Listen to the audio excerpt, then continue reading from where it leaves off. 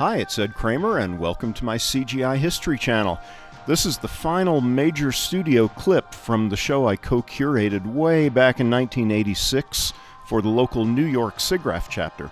So everybody who attended the Siggraph conference on computer graphics in the 1980s knew the name Pacific Data Images.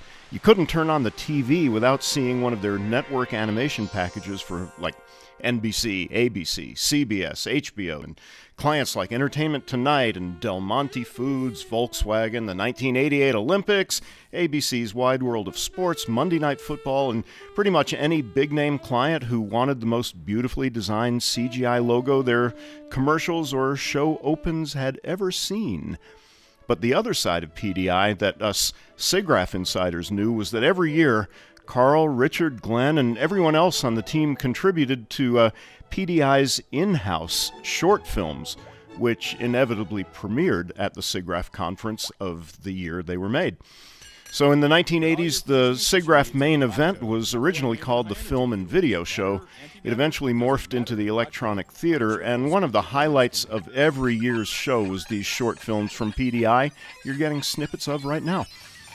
The shorts were always funny, sometimes poignant, and usually they illustrated some technique that PDI was currently developing. So just a little personal story. While I was gainfully employed as one of Manhattan's top Bosch FGS 4000 animators at a place called CompuGraph Designs, I sneaked off one weekend in April of 1987 and interviewed with PDI. I expected to sit down with key people for an interview, but it turned out to be an entire day of interviews. First with Carl in his office, then with Glenn and Richard, then another interview with Jamie Dixon and Thad Baer. It was like a full day of interviews with practically everybody in the company. But my timing could not have been worse. The interview was only a few days before the whole digital omnibus able DOA nightmare happened, and all of a sudden all the best CGI artists in the world were unemployed and available. Since I was still collecting a nice steady paycheck every week, I had no problem with how it turned out, but it sure would have been one great place to have worked. So in the following years, PDI worked on tons of projects, including the second all-CGI feature film, Ants.